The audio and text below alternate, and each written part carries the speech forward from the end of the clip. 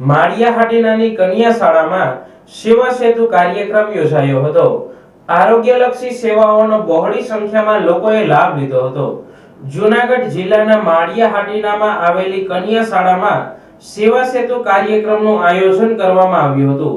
વહીવટી તંત્ર દ્વારા વિવિધ સરકારી યોજનાઓનો લાભ છેવાડાના માનવી સુધી પહોંચે તે હેતુથી યોજાયેલ આ સેવા સેતુ કાર્યક્રમમાં આરોગ્ય વિભાગ દ્વારા વિશેષ કેમ્પનું આયોજન કરી લાભાર્થીઓને જરૂરી માર્ગદર્શન અને સારવાર પૂરી પાડવામાં આવી હતી, જેમાં બિનચેપી રોગોના નિદાન માટે બ્લડ પ્રેશર અને ડાયાબિટીસની તપાસ કરવામાં આવી હતી, તેમજ આયુષ્યમાન ભારત યોજના અંતર્ગત નવા કાર્ડ કાઢવા તેમજ તેને લગતી કામગીરી કરવામાં આવી હતી।